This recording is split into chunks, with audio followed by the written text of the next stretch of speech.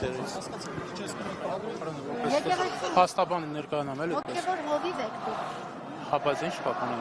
Ձեզ համար Ես չեմ կարող ամեն մի հոգևորականի համար ինչ-որ որևէ դատախություն ասել, Այս երևույթները Ես- ձեզ համար դատապարտելի են, թե ոչ։ ասինքն ո՞ր երևույթների մասն է խոսքը։ Ինչ որ նոր ներկայացրեցիք։ Դե բնականաբար դրանք ընդունելի չի որպես, ասինքն հոգևորականի կերպարն հարիր չի դա։ Եթե իհարկե դա ճշմարտություն է, հա? Եթե զուտ բամբասանքի մակարդակի խոսակցությունը ես չեմ կարող դա հավաստել, հա? Ասում են, շատ բան են ասում։ Երբ տեղի ունեցավ հայ բաճ այդ խզումը, հա, հոգևորականների մի մասի եւ մյուս մասի միջեւ։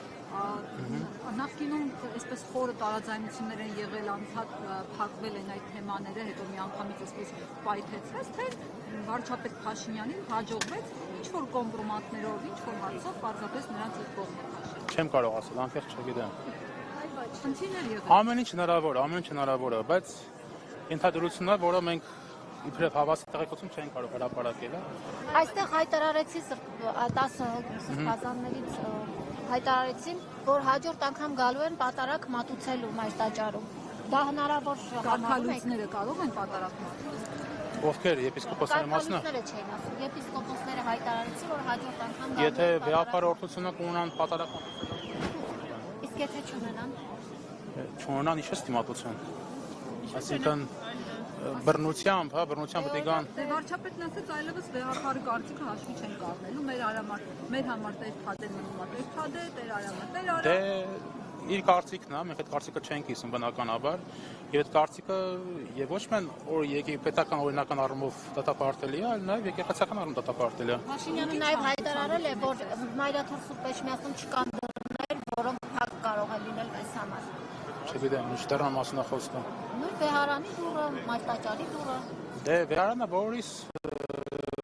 տունն է, Մայրաթոր հետ միասին, այստեղ փակ դուռ չկա իրականում, ճիշտ ասենք։ Եթե մենք գալիս ենք մեր հոգևոր օրանը, այստեղ փակ դուռ չկա բնականաբար, գալիս ենք այստեղ օրհնության։ Ինչու՞ չեն կարող մտնել հանդիստ պատարակ մատուցել։ Չէ, դա արդեն ուրիշ հարց է։ Դա պետք է ունենաս օրհնությունը վեհապարի մայրտաճարում պատարակ մատուցելու համար։ Հա?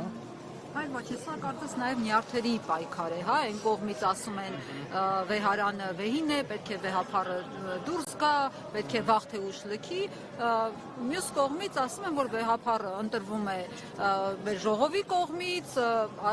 դուք չեք կարող, վարչապետը չի կարող խառնել եկեղեցու գործերին եւ ցմահ է ընտրվել։ Այս հարցի հանգուցալուծումը ի վերջո ո՞նց է լինելու։ Տեսեք, ժողովուրդ, ուրեմն հայ եկեղեցին շատ դարավոր այսպես փորձառություն ունի։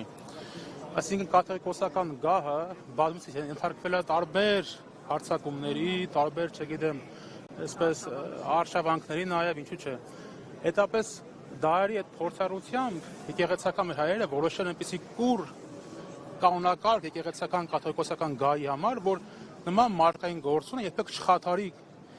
գահի այսպես անսասանությունը։ Դրա համար իրենք հիմա հայտնվել են փակողու առջև։ Այսինքն դարերի փորձառությունը, որ կաթողիկոսական գահը պետք է մնա անսասան, այսինքն որևէ, չգիտեմ, մարդկային այսպես ֆակտոր հետևանքով չտատանվի, դա այսպես դարերի ընթացքում այսպես ավելի կանոնակարգվել է, ավելի հաստատվել է, ունենք հիմա հետևյալ կարգը, որ կաթողիկոսը ընտրվում է ազգային եկեղեցական ժողովի կողմից, որը հայ եկեղեցու բարձրադիր գերադիր մարմինն է, այնտեղ գալիս է կաթողիկոսը երկրորդ աստիճանում։ Հետապես միակ իրավասու կոմպետենտ մարմինը հայ եկեղեցուն, որը իրավասություն ունի կաթողիկոս ընտրելու եւ նաեւ իր ընտրածին հրաժարվելու, դա ազգային եկեղեցական ժողովն է։ Եվ սա դարձել եմ ասում, հայ եկեղեցու պատմական դարերի փորձառության արդյունքում է ստեղծվել, ոչ լավ փորձառության արդյունքում։ Դա որսի կամայականություն չլինի կաթողիկոսին հանելու, նորը բերելու եւ այլն։ Այսինքն 10 եպիսկոպոսները չեն կարող որևէ գործընթաց սկսել։ Անշուշտ չեն կարող։ Դա մասը Մայրաթորը բարձրացնել է։ Իսկ Փաշինյանի թեզը, որ արքան է քրիստոնեությունը, այսինքն մեր հետևաբար պետական պաշտոնյա է, այս թեզին դուք ո՞նց եք հակադարձում։ Չէ, մենք ճիշտ պետք է դեպքերը նկարագրենք եւ ներկայացնենք, որ Հրթաթ մեծ թագավոր է, որը սուրբ թագավոր է համարվում հայ եկեղեցում, կրպատացված թագավոր է, իր օրոք դարձավ քրիստոնեության պետական կրոն եւ ոչ ավելին, այսինքն քրիստոնեությունը կար առաջի դարից, երբ որ Թադեոս Բարդոմոս Սարաքյանը եկան քարոզեցին Հայաստանում, հա, եւ հիմք դրեցին քրիստոնեությանը հայոց աշխարհում եւ այդ պատճառով մեր եկեղեցին կոչվում է առաքելական եկեղեցի։ Ոչ միայն այն պատճառը, որ հիմնադիրներ համարվում են Թադեոս եւ Բարդոս առաքելներ, այլ նաեւ կատարում է եկեղեցին նույն առաքելական իշխանությամբ իր գործառույթները եւ նույն առաքելական այսպես կոչմանք, այսինքն քարոզել քրիստոնեություն, ավետարան, այսինքն ինչ որ առաքելները անում էին։ Այդ նույն գործառույթը այսօր եկեղեցին դրանք կոչվում են նաեւ առաքելական։ Ոչ միայն հիմնադիրներ են համարվում առաքելներ, այլ նաեւ որ նույն գործունեությունն է շարունակում առաքելների։ Այսինքն պետական պաշտոնյա, եթե նույնիսկ համարենք Տրթատ մեծին, այնպես չի, որ դա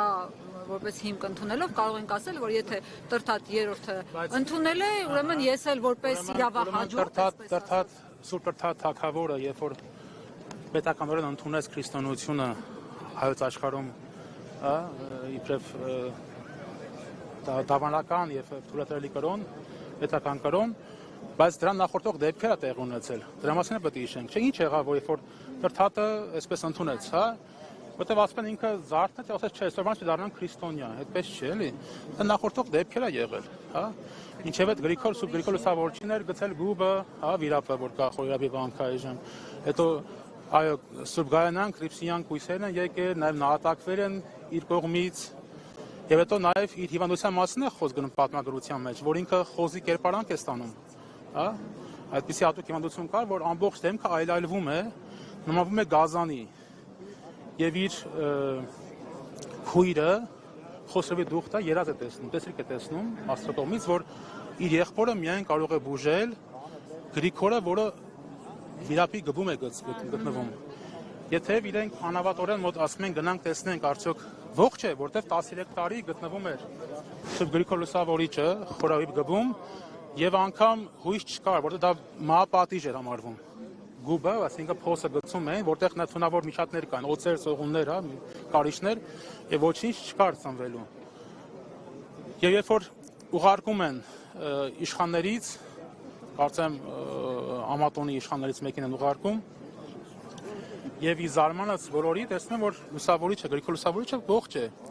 Երբ հանում են գբից եւ ինքը 6 օր շարունակ ամբողջ արքունիքը ծոմապահության մեջ են անցկացնում, հետո մկրտում են Արացանի գետում եւ կատարվում է, այո, որպես ապաշխարություն եւ նոր արդեն բժշկություն է լինում Տրթատ թագավոր։ Ահա այս մեծ հրաշքից հետո է, որ արքան որոշում է, որ չէ, սա է ճշմարիտ իրական հավատքը քրիստոնեությունն է։ Հիմա մենք նման հրաշք սպասենք, որ վարչապետի հետ լինի։ Չէ, ես դրա մասին չեմ ակնարկում, Քավլիցի։ Ես եմ ասեմ, որ պետք է ամբողջը նայվի համապատկերի մեջ, էլի, ոչ թե այսպես միայն մի դրվագ վերցնենք, որ սա է այսպես, չէ, դա այդպես չի, էլի։ Նախորդող դեպքեր է եղել։ Հա, վերջ։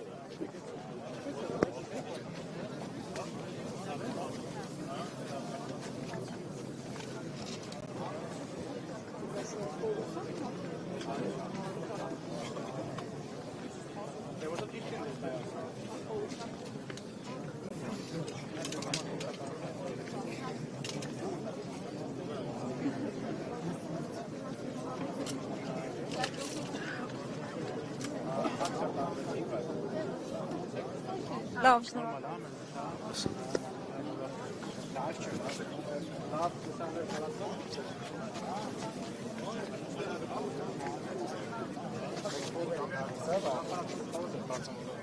Ժամանակ չէ, նա դեկան,